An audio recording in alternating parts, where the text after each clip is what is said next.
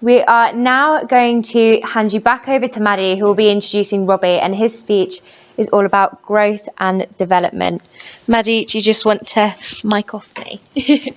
Right, so hello, we now have our other North competitor, who is Robbie. He's going to talk to us all about being unique and being ourselves. So linking back to the equality, diversity and inclusivity we were talking about earlier.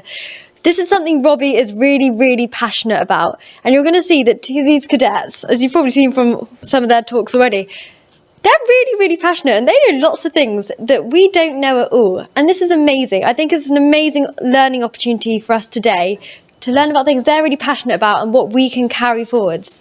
So I know Robbie's been working really, really hard on his speech, so I'm going to hand it over to him to talk all about being unique, being ourselves, and why we should be really, really proud of that.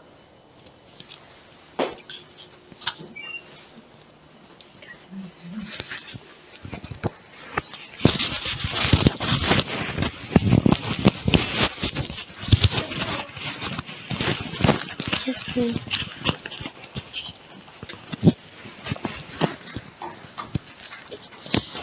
There we are. Ready to go? Superstar. Hi everyone, my name is Robert, I'm 10 years old and I am unique. Is anybody else unique here? I mean, we all sleep, we all have 2 eyes and we all like pancakes. So we are all quite similar, aren't we? But some of us like pancakes with Nutella, some with sugar and lemon, and some with jam. Well, I like all 3 options, to be honest.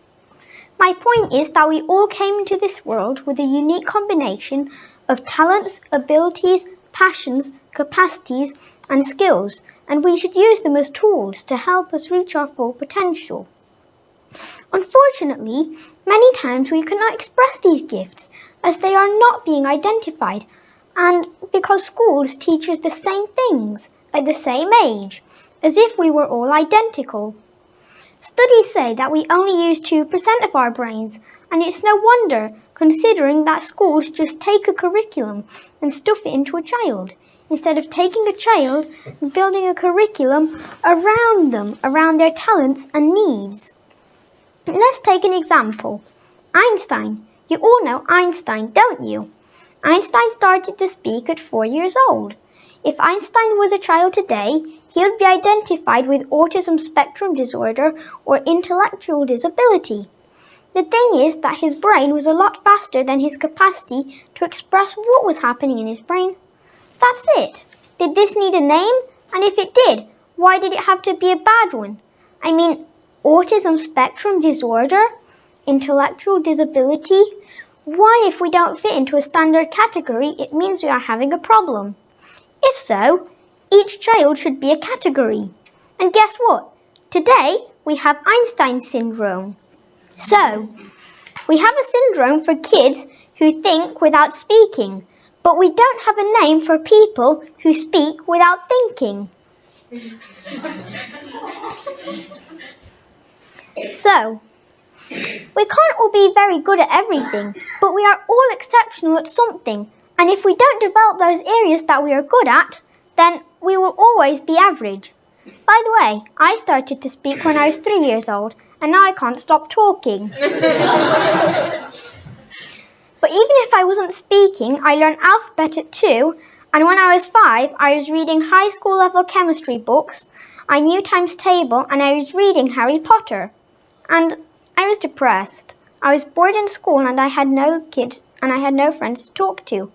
I needed kids who I could talk to about black holes, law of attraction, robots, if I could make trees grow faster, or if my body was weighing more or less on Saturn. But I had to learn letters instead. I became bored in school. I was crying every day and I was living in a world that wasn't mine, a world of stereotypes and limits. Why limits? Well, the curriculum is too general. It doesn't care if a child has musical intelligence. And that is a limit. It doesn't care if a child is a good negotiator. And that is a limit. It didn't care that I could learn alphabet at 2. No, I would have learned alphabet at 5, according to the curriculum. And that, my friends, is a limit. So, As I wasn't using my time properly, or my talents, or my potential, my parents decided to take me out of school, and I was homeschooled for 3 years. It was a hard decision for my parents, as they had this preconception that learning equaled school. But I learned how to learn in a different way, in my own rhythm, using my talents, and being happy at the same time. While I was homeschooled, I dedicated a lot of time to coding, chemistry, experiments and inventics, but also to playing, camping and travelling. I have inventions that have won international awards at invention conventions from UK, China and America. Me and my brother got £40,000 from Dragon's Den in Romania to open a shop with our inventions. I became a UK World Educational Robotics Gold Medalist, and I represented UK at the World Educational Robotics competition in Shanghai, China. I never would have had these results if I had to spend the first most effective hours of the day being bored in school.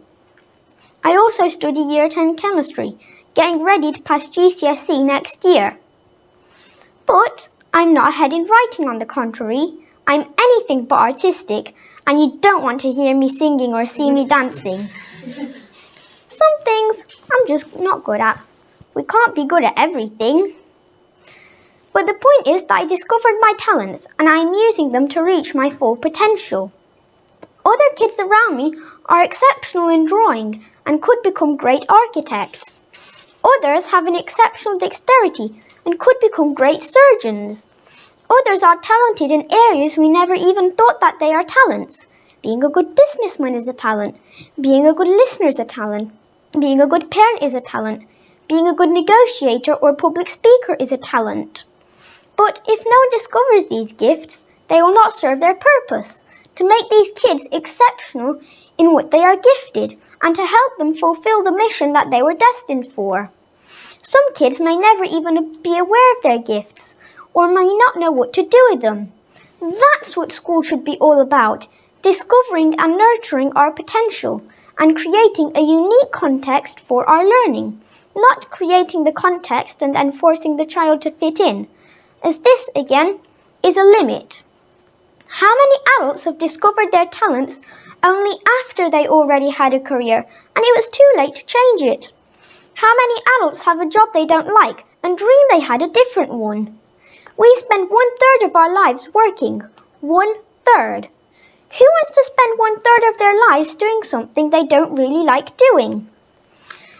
Statistics show that 59% of people consider a career change and 29% of people manage to completely change fields. 59%. Many kids in schools are learning because they have to, not because they like it. Therefore, they will forget 85% of everything they learn, studies say. They learn for tests to have a well-paid job, but not for their souls. Now, the 59% makes even more sense. My speech today is a call to use more than 2% of our brains. A call to reduce the 59% of people who consider a career change. A call to treat and educate each child from an early age in a unique way and to make them exceptional.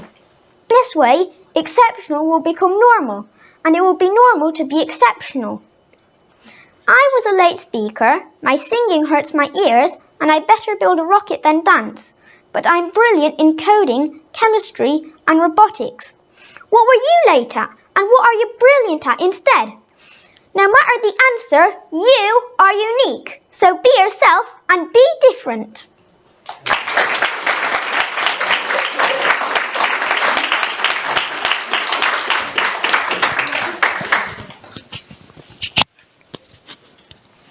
Thank you, Robbie. That was very insightful and very encouraging.